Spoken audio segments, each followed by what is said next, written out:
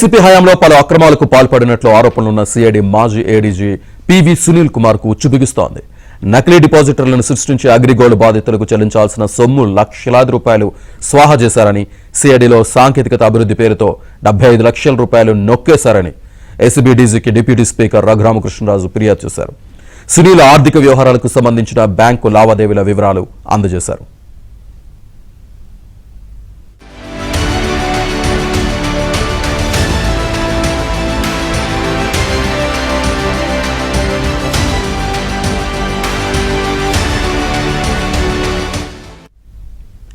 మరోవైపు వైసీపీ ప్రభుత్వంలో సునీల్ చేసిన అరాచకాలపై ఏపీ ప్రభుత్వం విచారణకు ఆదేశించింది. అమాయకులపై అక్రమ కేసులు బనాయించడంతో పాటు సోషల్ మీడియాలో హైకోర్టు న్యాయమూర్తులపై అసభ్యకర పోస్టులు పెట్టిన వైసీపీ మూకల్ని వదిలేసిన సునీల్పై పలు ఫిర్యాదులు వచ్చాయి. వీటిపై విచారణకు ఆదేశించిన ప్రభుత్వం విచారణ అధికారులుగా రెవెన్యూ శాఖ ప్రత్యేక ప్రధాన కార్యదర్శి RP Sisodia, vigilance and enforcement DG Harish Kumar గుప్తాను నియమిస్తూ ఉత్తర్వులు జారీ చేసింది. తనపై వచ్చిన ఆరోపణలకు సునీల్ కుమార్ ఇచ్చిన సమాధానం సంతృప్తికరంగా లేదని, ఆయనపై అభియోగాలను విచారించి సాధ్యమైనంత త్వరగా నివేదిక ఇవ్వాలని పేర్కొంది. ఈ నేపథ్యంలో సునీల్ అరెస్టు తప్పదని పోలీసు ఉన్నత స్థాయి వర్గాలు చెబుతున్నాయి.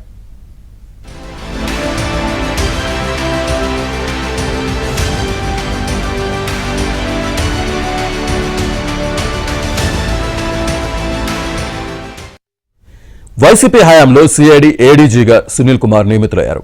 అప్పుడు సీఎం జగన్ నిర్ణయాలపై సోషల్ మీడియాలో పోస్టులు పెట్టిన వారిపై ఏకంగా దేశద్రోహం కేసు నమోదు చేసి కస్టోడియల్ టార్చర్కు గురిచేశారు. ప్రతిపక్షాలకు చెందిన వారు నోరెత్తితే తీవ్రంగా పరిగణించి అర్ధరాత్రి వారి ఇంట్లోకి చొరబడి స్టేషన్కు ఎత్తుకొచ్చేవారు.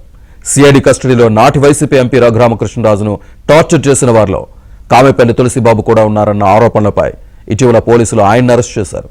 విచారణ సందర్భంగా తులసిబాబు కీలక అంశాలు వెల్లడించినట్లు తెలిసింది. అందులో సునీల్ అక్రమాల గురించి వివరాలు కూడా బయట ఉండడంతో వాటిని నిర్ధారించుకున్న పోలీసులు ప్రభుత్వానికి సమాచారం అందించారు. దీంతో ఇప్పటికే సిఐడి మాజీ ఏడీజీపై విచారణకు ఆదేశించిన ప్రభుత్వం రఘురామ ఫిర్యాదును పరిగణలోకి తీసుకుని సునీల్పై చర్యలకు సిద్ధమవుతోంది.